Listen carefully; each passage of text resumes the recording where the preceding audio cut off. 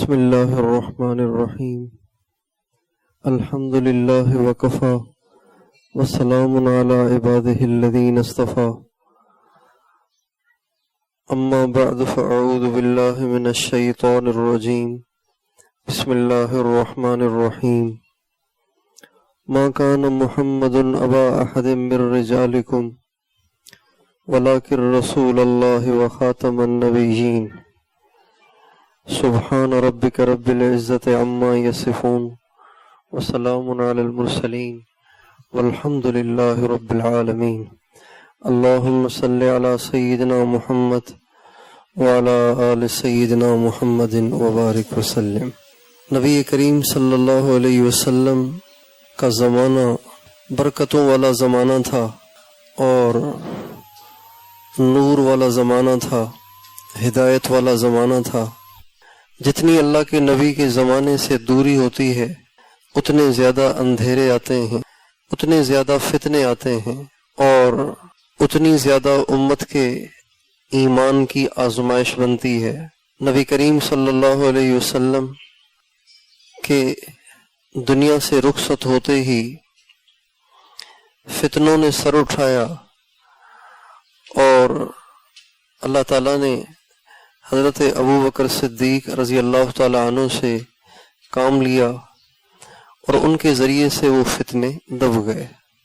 پھر حضرت عمر رضی اللہ عنہ کی جب خلافت کا وقت آیا تو پھر فتنوں نے سر اٹھانا چاہا، لیکن ان کے تقوی، ان کی پرہیزگاری کی وجہ سے اللہ تعالیٰ نے پھر فتنوں کو دبا دیا۔ حضرت عثمان رضی اللہ تعالی عنہ کے ابتدائی دور خلافت میں تو فتنے نہیں تھے، لیکن ان کے دور خلافت کے آخری ایام میں فتنوں نے سر اٹھایا، جس میں حضرت عثمان رضی اللہ عنہ کو بھی مظلوماً شہید کیا گیا، اور پھر فتنوں کا ایسا دروازہ کھلا جو اب تک بھی بند نہیں ہوا، اور جتنا زمانہ عہد نبوت سے دور ہوتا جائے گا اتنے اندھیرے بڑھتے جائیں گے۔ ایک بہت بڑے بزرگ تھے، جب جوان تھے، بہت خوبصورت تھے، تو ایک دفعہ ایک عورت نے ان کو برائی کی پیشکش کی۔ جوان تھے، بہت حسین تھے، عورت نے برائی کی پیشکش کی۔ دل میں اللہ کا خوف تھا، اللہ سے تعلق تھا، تو انہوں نے بڑی قوت سے اس کو رد کیا، اس کو ٹھکرایا اور وہاں سے اپنے ایمان کو بچایا۔ آگے چل کر جب بڑھاپا آیا، کمزوری آئی، تو ایک دن ایسے ہی بیٹھے بیٹھے خیال آیا وہ جو جوانی میں کسی نے پیشکش کی تھی اگر پوری کر لیتا تو توبہ کر لیتا۔ توبہ کا دروازہ تو بند نہیں ہوا، کھلا ہوا ہے، لیکن یہ خیال آتے ہی فوراً توجہ اللہ کی طرف گئی اور احساس ہوا کہ یہ میں نے کیا سوچا، تو رونے لگ گئے اور بہت روئے، اللہ تعالیٰ کے سامنے بہت روئے، اتنا روئے کہ رات کو جب سوئے تو نبی کریم صلی اللہ علیہ وسلم کی خواب میں زیارت ہوئی۔ آپ نے فرمایا کیوں رو رہے ہو؟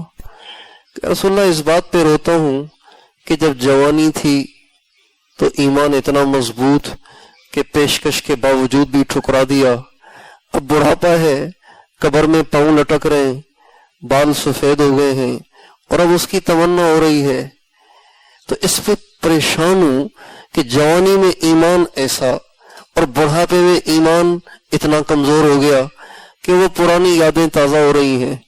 تو آپ علیہ السلام نے فرمایا اس کی وجہ یہ ہے کہ تمہارا جوانی کا زمانہ میرے زمانے کے قریب تھا، تمہارا بڑھاپے کا زمانہ میرے زمانے سے دور ہے، اور جتنا میرے زمانے سے دوری ہوگی اتنے فتنے آئیں گے، اتنے اندھیرے آئیں گے۔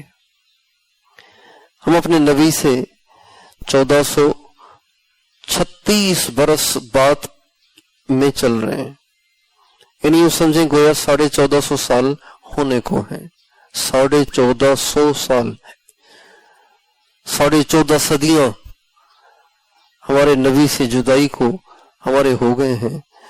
इसलिए आए दिन नया फितना, आए दिन कोई फितना, आए दिन कोई नया फितना आ जाता है जो ईमान पे डाके डालना शुरू कर देता है।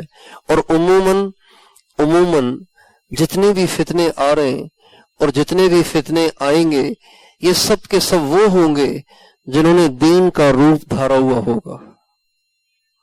ऐसा फितना कि जिसने रूप दीन का न धारा हो, उससे बचना आसान है, उससे बचना आसान है। लेकिन ऐसा फितना कि जिन्होंने दीन का रूप धारा हुआ हो, उससे बचना थोड़ा सा मुश्किल है, क्योंकि धोखा लग जाता है कि पता नहीं सही है या गलत है। इंसान उसको हक समझ के उस रास्ते को इख्तियार कर लेता है, जबकि वो रास्ता किसी भयानक मंजिल की तरफ पहुंचा देता है और इंसान को दीन से महरूम कर देता है। बहुत से फितने हैं, हर फितने का नाम लेना जरूरी नहीं है, बस इतनी पहचान हमारे अंदर होनी चाहिए। नबी करीम सल्लल्लाहु अलैहि वसल्लम का इरशाद है कि बनी इसराइल मूसा अलैहि सलाम की जो उम्मत है, बनी इसराइल, ये 72 फिरकों में बट गए थे, 72 फिरकों में बट गए थे। आपने फरमाया लेकिन मेरी उम्मत 73 फिरकों में बटेगी, 73 हिस्सों में तकसीम हो जाएगी। हर एक का अपना नजरिया होगा, हर एक के अपने ख्यालात होंगे, हर एक के अपने मंशूर होंगे, हर एक के अपने अफकार होंगे, हर एक की अपनी अपनी सोच होगी। फिर आपने फरमाया कुल्लुहुम फिन्नार, ये सब दोज़खी होंगे, ये सब जहन्नम में जाएंगे सवाए एक फिरके के। इन 73 में से सिर्फ एक होगा जो जहन्नम से नजात पाएगा, बाकी 72 के 72 जहन्नम में जाएंगे और जहन्नमी होंगे। हजरत साहबा ने कहा रसूलुल्लाह फिर हमें कैसे पता चले वो कौन सा फिरका है, वो कौन सी जमात है? आपने फरमाया मा अना अलैहि व अस्हाबी, वो होंगे कि जो उस रास्ते पे चलेंगे जिस पर मैं चलूंगा और मेरे सहाबा जिस पे चल रहे हो। अब हक को पहचानने का रास्ता ये हो गया कि हमें हर काम में देखना है, हर उठने वाली आवाज को इस कसौटी से परखना है कि ये अल्लाह के नबी और अल्लाह के नबी के सहाबा के मुताबिक है या उनसे हटके है। ये कसौटी है। अगर वो रास्ता जिसकी तरफ बुलाया जा रहा है, अगर वो आवाज जिसकी तरफ बुला रही है वो अल्लाह के नबी और अल्लाह के नबी के सहाबा के ऐन मुताबिक है, उनके मंशूर और उनकी फिक्र के मुताबिक है, तो वो हक है। अगर वो अल्लाह और उसके नबी के सहाबा के तरीके से हटकर है, उनकी सोच से हटकर है और उनकी फिक्र से हटकर है, तो समझ जाएं कि वो बातिल है, वो झूठ है, वो फ्रॉड है, वो धोखा है, उससे हमें बचना है। नबी करीम सल्लल्लाहु अलैहि वसल्लम का इरशाद है अलैकुम बिसुन्नती, मेरी सुन्नत को मजबूती से पकड़ना। मजबूती से पकड़ना उस वक्त कहा जाता है जब छूटने का अंदेशा हो। भारी बाल्टी है दूध की, जिसको हाथ में दी हुई है उसकी उम्र छोटी है, उसको कहेंगे मजबूती से पकड़ना। 25 साल के नौजवान ने पानी का आधा गिलास उठाया हुआ है, उसको तो नहीं कहेंगे मजबूती से पकड़ना, उसने गिरना ही नहीं, आधे गिलास में थोड़ी गिरना है। और 25 साल के जवान से जो बोरी भी उठा सकता है। छोटा बच्चा कमजोर है, उसके हाथ में दूध की बाल्टी है, कहते हैं मजबूती से पकड़ना, कहीं हाथ छूट ना जाए, नुकसान हो जाएगा, सारा दूध गिर जाएगा। अल्लाह के नबी फरमाते अलैकुम बिसुन्नती, मेरी सुन्नत को मजबूती से पकड़ना, कोताही न करना इसमें। और वह सुन्नतिल खुलफाइर राशिदीन अल महदीयीन, और मेरे उन खुलफा की भी सुन्नत को लाजिम पकड़ना कि जो हिदायत याफ्ता होंगे, जो हिदायत याफ्ता होंगे। खुलफाए राशिदीन की भी सुन्नत को लाजिम पकड़ना, वो हिदायत याफ्ता होंगे, उनके पीछे चलने में हिदायत होगी। फिर आपने फरमाया उज़्ज़ू अलैहा बिन नवाजिज, उसको अपनी डाढ़ों से पकड़ना, डाढ़ों से। कोई गिरह न खुल रही हो ना, कोई गिरह न खुल रही हो तो उसको दांतों से खोलते हैं, क्योंकि दांतों की जो पकड़ होती है ना वो ज्यादा होती है। उंगली से भी पकड़ के खोल सकते हैं, लेकिन अगर ज्यादा टाइट हो तो फिर दांतों की ताकत से खोलते हैं, इसलिए कि दांत ज्यादा पकड़ते हैं हाथों के पकड़ने से। अल्लाह ताला ने इंसान के दांतों में पकड़ने की ज्यादा सलाहियत रखी है उसकी उंगलियों से भी ज्यादा। तो आप सलाम फरमाते हैं मेरी सुन्नत को और मेरे खुलफाए राशिदीन की सुन्नत को डांडों से, दांतों से मजबूती से पकड़ना, ये कसौटी है जिसके मुताबिक हमें चलना है। नबी करीम सल्लल्लाहु अलैहि वसल्लम के जमाने में एक फितना उठा। एक शख्स था यमामा का, उसका नाम था मुसैलमा। बनु हनीफा एक कबीला था, उस कबीले के लोग हमारे नबी से मिलने के लिए आए। उस कबीले वालों के साथ ये भी आया, इसका नाम मुसैलमा था। वो लोग अल्लाह के नबी की खिदमत में हाजिर होकर मुसलमान हुए। इसने कहा मैं भी मुसलमान हो जाऊंगा, अल्लाह के नबी से कहा मैं भी मुसलमान हो जाऊंगा, लेकिन मेरी एक शर्त है। नबी करीम सल्लल्लाहु अलैहि वसल्लम का मिजाज गिरामी ये था, अगर कोई इस्लाम को कबूल करने के लिए शर्त लगा भी देता था, आप उसको जहन्नम से बचाने के लिए पूरा कर दिया करते थे, जहन्नम से बच जाए। एक पहलवान था कुरैश का, उसका नाम था रुकाना। कुरैश का बड़ा मजबूत पहलवान था, इतना मजबूत आदमी था कि वो चमड़े की खाल पर, चमड़े पर जानवर की खाल पे बैठ जाता और 40 पहलवानों से कहता कि इसको मेरे नीचे से खींच कर निकालो। 40 आदमी उसके नीचे से खाल को खींचते थे लेकिन नहीं निकाल सकते थे, इतना उसमें पावर था, इतनी इसमें ताकत थी, इतना बड़ा पहलवान था वो। अल्लाह के नबी से उसने कहा मेरे साथ कुश्ती लड़ेंगे आप, अगर आप गिरा लें तो फिर मैं कलमा पढ़ सकता हूं और कुश्ती लड़ लेंगे आपसे। चनाचे अल्लाह के नबी ने उससे कुश्ती लड़ी। मुअज़्ज़ज़ आदमी कुश्ती नहीं लड़ता, बावकार आदमी कुश्ती नहीं लड़ता, लेकिन अल्लाह के नबी ने उससे कुश्ती लड़ ली। तो अल्लाह के नबी से तो कैसे जी सकता था वो। चनाचे अल्लाह के नबी ने उठा के उसको फेंक दिया। उसने कहा जी आपने दाव ही नहीं चलने दिया, जरा मुझे अपने हरबे इस्तेमाल तो करने देना, वक्फा तो दे मुझे। एक दफा फिर हो गया, फिर गिरा दिया, एक दफा फिर हुआ तो फिर गिराया। तो उसने कहा अब तो मुझे मानना पड़ेगा कि आप बेशक अल्लाह के रसूल हैं, इसलिए कि मैंने सारे दाव पेच खेल लिए लेकिन कोई कारगर न हुआ। तो अल्लाह के नबी मान लिया करते थे। तो उस शख्स ने कहा मैं इस्लाम कबूल कर सकता हूं लेकिन मेरी एक शर्त है। फरमाया क्या? कभी आपके बाद फिर नबूवत मुझे मिले। हमने फरमाया पागलों जैसी क्या बात कर रहे हो, नबूवत कोई मेरी चीज है कि मैं दे दूं? ये तो अल्लाह की अमानत है, अल्लाह जैसे चाहे दे। ये किसी की वरासत नहीं है कि कोई किसी को अपने इख्तियार से दे दे। चनाचे वो वहां से वापस गया और यमामा में जाकर उसने नबूवत का दावा किया और अल्लाह के नबी को खत लिखा और कहा कि जमीन आधी आप ले ले, आधी मुझे दे दें। अगर आप अपने बाद मुझे नबी नहीं बनाते तो आधी जमीन के नबी आप बन जाएं, आधी जमीन का नबी मैं बन जाता हूं। तो वो कहने लगा हम तो चाहते थे कि आधी जमीन मोहम्मद ले ले, आधी जमीन हम ले लें, लेकिन मोहम्मद ने हम पे जुल्म किया कि हमें अपनी जमीन में हिस्सेदार नहीं बनाया, सारी जमीन पे खुद काबिज बन बैठा। नबी करीम सल्लल्लाहु अलैहि वसल्लम ने उसमें जवाब लिखा कि इन्नल अर्द लिल्लाह यूरिसुहा मन यशा वल आक़िबतु लिल मुत्तक़ीन। जमीन मेरी नहीं है, जमीन अल्लाह की है, अल्लाह जिसे चाहे वारिस बनाए। चुनाचे उसके बाद नबी पाक अलैहिस्सलाम का इंतकाल हुआ। मुसैलमा कज़्ज़ाब से लड़ने के लिए हजरत अबू बकर सिद्दीक ने लश्कर बनाया, जिस लश्कर ने उनसे जंग की, और इतनी शदीद जंग हुई है कि अल्लाह के नबी के जमाने में कोई जंग इतनी शदीद नहीं हुई। वो जंग इतनी शदीद हुई है मुसैलमा कज़्ज़ाब से, जिसने नबूवत का दावा किया और वो अपने आप को रहमानुल यमामा कहा करता था। यमामा का रहमान, यानी साथ साथ खुदाई का दावा भी कर दिया उसने। इतनी शदीद जंग हुई कि उसमें 12,000 सहाबा शहीद हुए।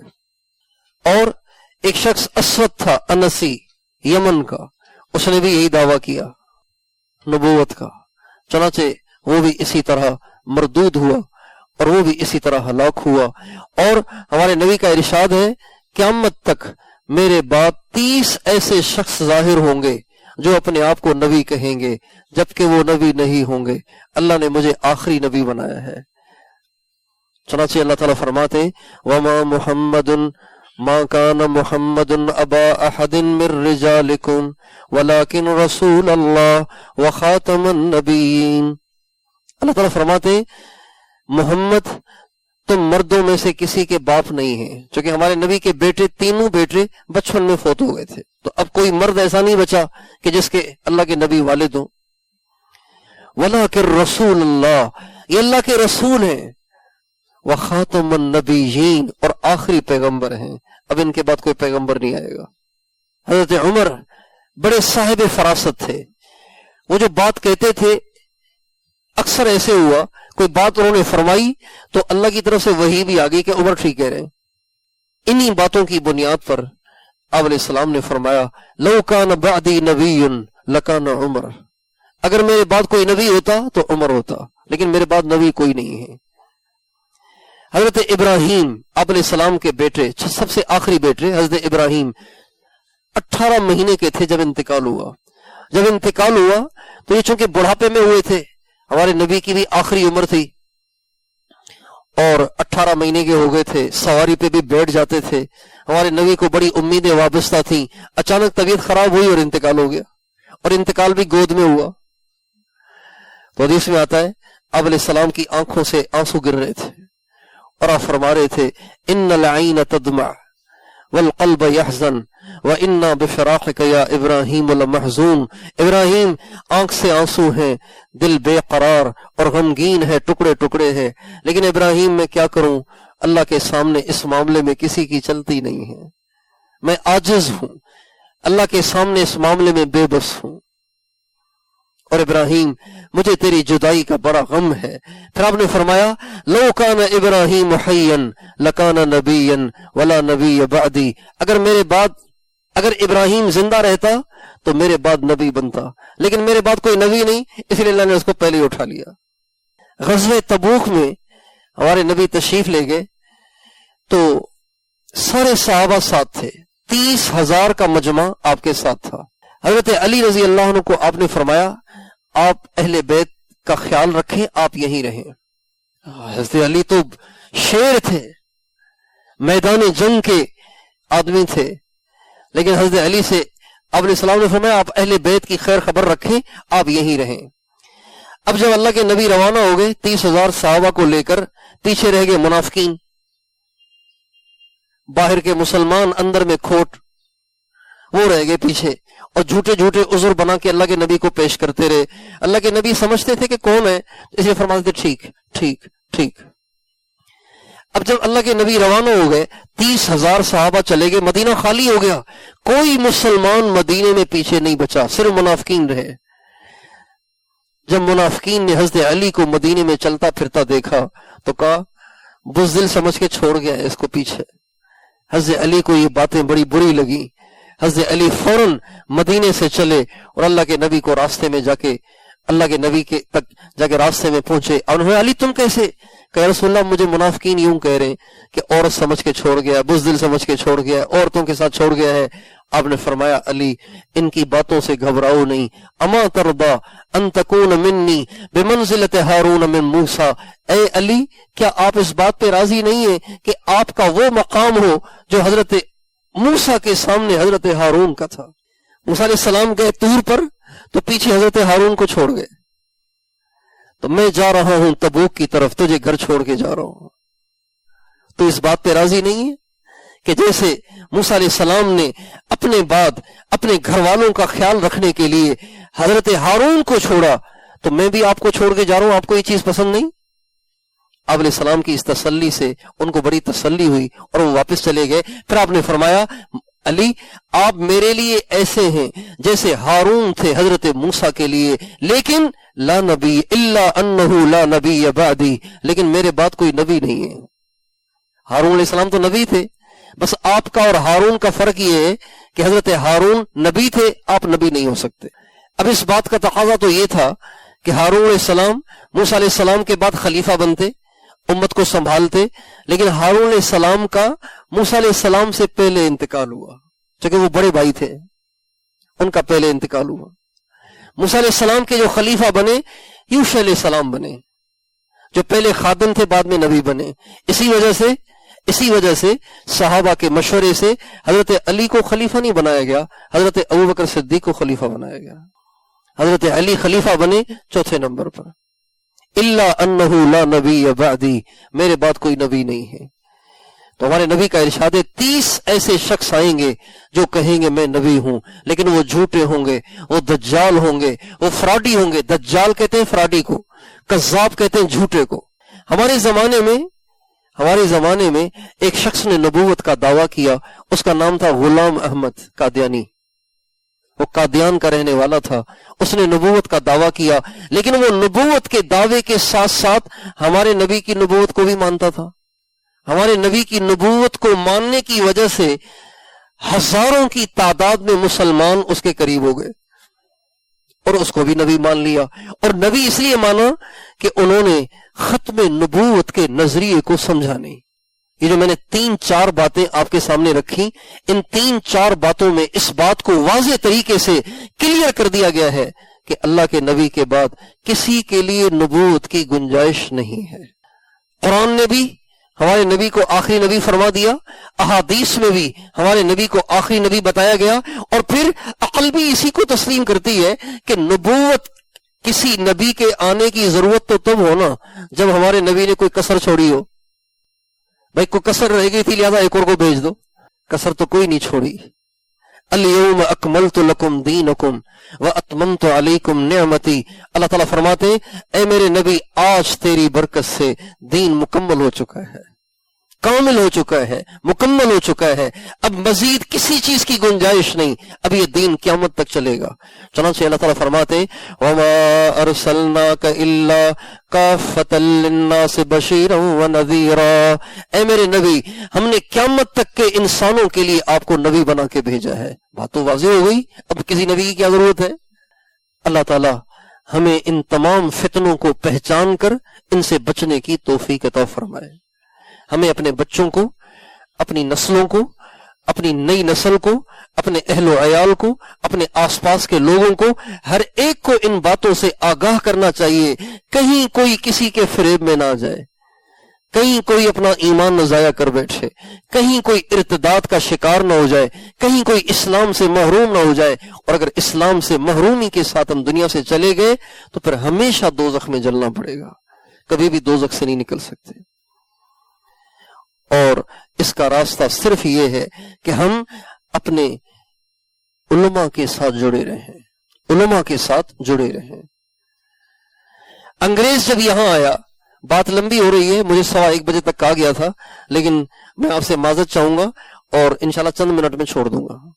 انگریز جب یہاں آیا نا بر صغیر میں، اس نے حکومت کی 150 سال حکومت کی انگریز نے، تو انگریز نے یہاں آ کر یہاں کی عوام کو اپنی طرف مائل کرنا چاہا، لیکن اللہ کا شکر ہے یہاں کی ٹوٹل عوام علماء کے ساتھ جڑی ہوئی تھی، اور انگریز نے ایڑی چوٹی کا زور لگایا 150 سال تک، لیکن وہ کامیاب نہیں ہو سکے، ورنہ آپ کے یہاں اس وقت انگریز کی حکومت ہوتی۔ چنانچہ انہوں نے 2 کام کیے۔ ایک کام تو یہ کیا کہ دھڑا دھڑ علماء کو پھانسیاں دیں، ہزاروں علماء کو پھانسیاں دیں، نہ رہے بانس نہ بجے بانسری۔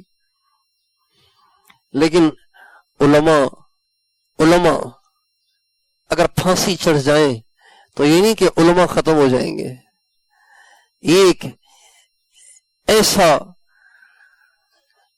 ایک ایسا تسلسل ہے کہ جس کو دنیا کی کوئی تاریخ مٹا نہیں سکتی، دنیا کی کوئی طاقت مٹا نہیں سکتی۔ ہزاروں علماء کو انہوں نے سولی چڑھایا، ہزاروں علماء کو ذبح کر کے انہوں نے بوریوں میں ڈال کے آگ لگائی، ہزاروں علماء کو مختلف طریقوں سے انہوں نے سزائیں دے کر ختم کیا۔ ایک کام تو انہوں نے یہ کیا، دوسرا کام یہ کیا کہ انہوں نے علماء سے عوام کو کاٹنے کی کوشش کی، علماء کی کردار کشی کی، علماء کے کیڑے نکالے، علماء پہ تنقید کی، اور ان کا مقصد ان کے دلوں میں علماء کی نفرت کو بٹھانا تھا. اور اسی کا اثر ہے کہ آج کل لوگ کہتے ہیں یار چھوڑ ان مولویوں کو، دماغ خراب کر دیا انہوں نے، ہماری ترقی کی راہوں میں رکاوٹ یہ داڑھی والے اور یہ پگڑیوں والے اور یہ مولوی ہیں. یہ ایک ایسا جملہ ہے جو آپ نے بہت سنا ہوگا، یار ان مولوی تو بس یہ تو ان کا تو کام ہی ہے بس. آج اسی مشن کا بیڑا ہماری میڈیا نے اٹھایا ہوا ہے. ہمارا میڈیا کسی داڑھی والے سے کوئی غلطی ہو جائے تو ہائی لائٹ کر کے ساری دنیا کو دکھائی جاتی ہے. اور غزہ میں کیا ہو رہا ہے، اسرائیل کیا کر رہا ہے، امریکہ کیا کر رہا ہے، جرمنی کیا کر رہا ہے، اور یہ سارے ان کے چیلے چماٹے کیا کر رہے ہیں، بچوں پہ بمباریاں کر رہے ہیں. کوئی فرق نہیں. باہر کا میڈیا کیا، ہمارا میڈیا بھی نہیں دکھا رہا. ہزاروں بچے ذبح ہو رہے ہیں، ہزاروں بچے ذبح ہو رہے ہیں. ایک عورت کا ڈرامہ رچایا گیا ملالہ نام سے، اس کا ڈرامہ رچایا گیا کہ اس کو کوڑے مارے گئے، یہ کیا گیا وہ کیا گیا. پورے ملک میں ڈھنڈورا پیٹا گیا، بڑے بڑے سائن بورڈ لگائے گئے کہ اسلام ظلم پر مبنی ہے، اسلام ظلم کرتا ہے، اسلام کی ساری سزائیں ظلم پر مبنی ہے، اور یہ اسلام کی سزائیں ٹھیک نہیں ہیں. اور ہمارے شہر میں، کراچی میں، ہمارے علاقوں میں بڑے بڑے بورڈ لگائے گئے، بتاؤ تمہیں طالبان کا اسلام چاہیے کیا مسٹر جناح کا اسلام چاہیے، قائد اعظم کا اسلام چاہیے. ایسا پروپیگنڈا کیا گیا. اور غزہ میں اتنا کچھ ہو رہا ہے، کسی کو کان پہ جومی نہیں رینگ رہی، کوئی بولنے کے لیے تیار نہیں ہے. دینداروں کی اتنی سی کوتاہی بھی اس کو ہائی لائٹ کر کے ساری دنیا کو دکھائی جاتی ہے، اور یہ لوگ کچھ بھی کر لیں تو ان کو کوئی پکڑنے والا نہیں. انسانیت کا درس دینے، ہمارے بہت سے مسلمان ہیں جنہوں نے ان سے پٹی پڑی ہے، بھئی ہم تو انسانیت کے ہیں، اسلام ہم نہیں جانتے، ہم تو انسانیت کے ساتھ ہیں. میں نے ایک ویلفیئر ٹرسٹ کے ایک مالک سے کہیں کوئی کلپ سنا، میں نے کہہ رہا ہے ہمارا مذہب انسانیت ہے. بہت میٹھا نعرہ ہے یہ، بہت میٹھا جملہ ہے یہ، لیکن اس کے اندر ارتداد کی بو ہے، اسلام سے بیزاری کی بو ہے. اسلام نہیں چاہیے، انسانیت چاہیے. کیا مطلب؟ اسلام انسانیت کا سبق نہیں دیتا؟ بھائی ہم کسی باپ کو نہیں جانتے، ہم تو انسان کو جانتے ہیں. کیا مطلب اس کا؟ تمہارا باپ انسان نہیں ہے؟ یہ ان کی پلاننگ ہے کہ علماء سے چونکہ علماء سے کاٹنے کے بعد کسی بھی فتنے میں لانا ان کے لیے آسان ہے. اس لیے آپ سارے دوستوں سے دست بستہ درخواست ہے، ان علماء کا دامن کبھی نہ چھوڑنا، خود بھی ان سے وابستہ رہنا، اپنے بچوں کو بھی ان سے وابستہ رکھنا. یہ آپ سے پیسے نہیں لیں گے، یہ آپ کا گھر نہیں لوٹیں گے، یہ آپ کے بچوں کو قرآن دیں گے، یہ آپ کے بچوں کو عقائد دیں گے، یہ آپ کے بچوں کو اسلام دیں گے، یہ آپ کے بچوں کو اپنے نبی کی تعلیمات دیں گے، جس سے آپ کا بھی ایمان بچے گا، آپ کی نسلوں کا بھی ایمان بچے گا، اور یہ آپ سے کچھ نہیں چاہیں گے. تو ان تمام فتنوں سے آگاہی ایک مسلمان کے لیے فرض ہے. یہ فرائض میں سے ایک فریضہ ہے جس کی ادائیگی میں کوتاہی ہے، جس کی وجہ سے آج بہت سے دینداروں کی اولادیں بھی یونیورسٹیوں میں پڑھ کر ملحد بن رہی ہیں، مرتد ہو رہی ہیں، اللہ کی انکاری ہو رہی ہیں. ہم کے پی کے ایک علاقے میں گئے، کے پی کے ایک علاقے میں، پہاڑی علاقے میں، وہاں ماشاءاللہ دین کا بھی بڑا ماحول ہے. ایک نوجوان یونیورسٹی کا میرے پاس ساتھی لے کر آئے کہ جی ہم ایک نوجوان کو لائیں گے، آپ ان سے بات کرنا. وہ اللہ کو نہیں مان رہا، پٹھان، دیندار گھرانے کا، دیندار علاقے کا، اللہ کو نہیں مان رہا. آپ اس کو سمجھائیں، اللہ کو نہیں مان رہا. بھئی کہاں سے سبق سیکھا؟ یہ کہ انٹرنیٹ سے سیکھا ہے. اللہ کو نہیں مانتا. اپنے بچوں کی حفاظت کریں، ان کے ایمان کی حفاظت کریں، ان کے دین کی حفاظت کریں، علماء سے جوڑیں. یہی ہماری حفاظت کا ذریعہ ہے. اللہ تعالیٰ مجھے اور آپ کو توفیق عطا فرمائے. سنتیں پڑھ لیجئے.